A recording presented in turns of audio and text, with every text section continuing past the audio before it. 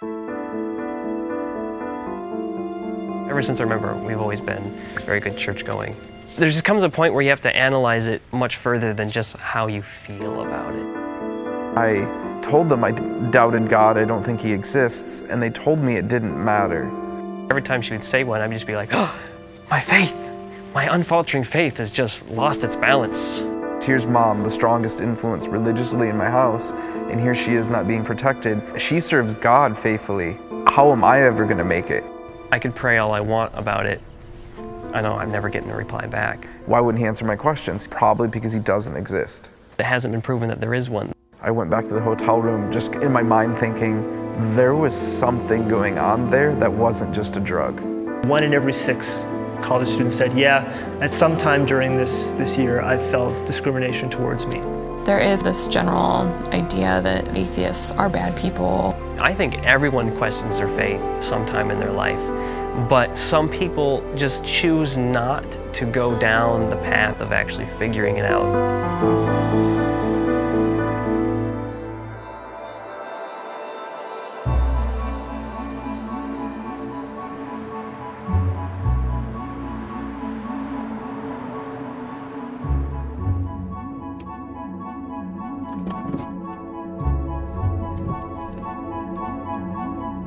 I thought I had a perfect life, and then I remember when my mom was driving to the supermarket with me in the car, she just breaks down and starts crying, and she tells me, your father's a drug dealer, and he's been cheating on me, and we're getting a divorce.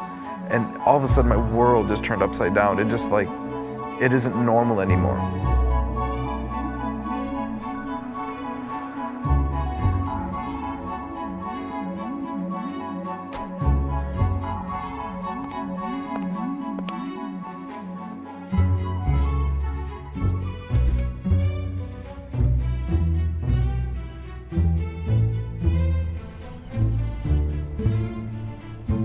I was in my house playing video games, and my mom was going to take my brother over to play basketball intramurals in the junior high, and the game gets interrupted because it was through the modem, and I pick up the phone and they basically say, you need to get down to the hospital right away, find your father and get down here because your mother and your brother were in a car accident.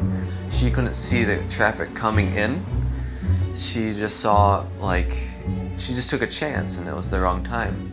And a Dodge pickup truck, a full-size pickup truck, was just coming down like 60 miles per hour. We're in a little strawberry red Ford Escort. We got hit so hard that it kind of turned our little station wagon into a half-size car. It was twisted like a pretzel. It was shot on the other side of the intersection, and from what my dad tells me, that it hit the trees and then it slid 4 feet up the trees, scraping the bark off, and then came back down. My mom was in a coma for 6 months. Jacob, my brother, was only in a coma for a week. But when all that settled down, the whole process kind of let me doubt in God, because here's Mom, the strongest influence religiously in my house, and here she is not being protected. And I was thinking, if she serves God faithfully, how am I ever going to make it? He's not going to protect me. And then it became just this idea that if God isn't there to protect us, is He really there?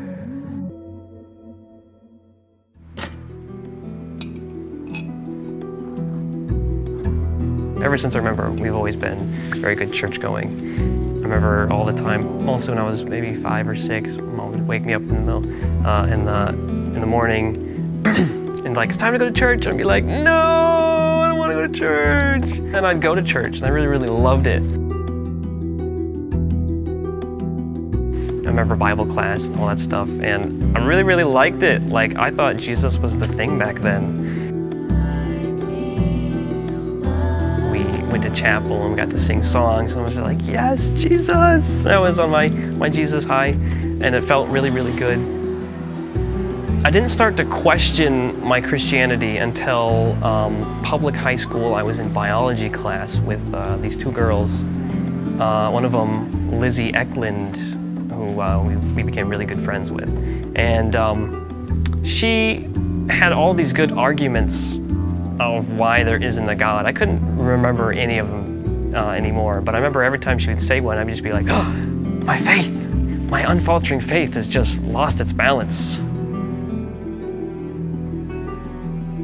I do remember actually reading the Bible on my own senior year, because I felt like I was slipping away doing all this questioning. I'm like, no, it's gotta be true. I had this huge battle inside of my head. And so I would actually read the Bible, and then after reading it, I would get very disgusted and angry, because I'm like, this doesn't make any sense. I found this thing on the internet. It says, hey, God answers prayers in 3 ways: yes, no, and wait. And I'm like, well, that's kind of convenient. I mean, wait and no are basically the same thing, because you're giving probability a chance of it happening over time, regardless of whether you prayed or not. And yes also falls within probability, it just happens sooner. So really, it's just how much time you're willing to wait for whatever it is you want to happen.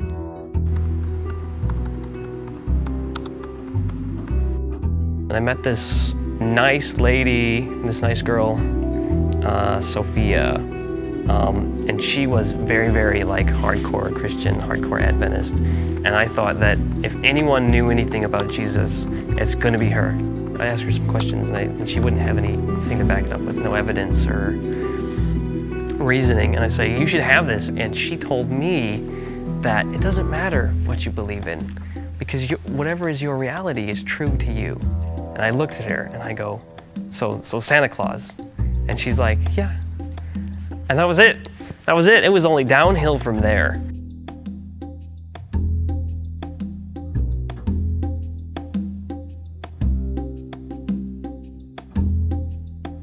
Some people have very limited systems of meaning. They haven't put a lot of effort into them.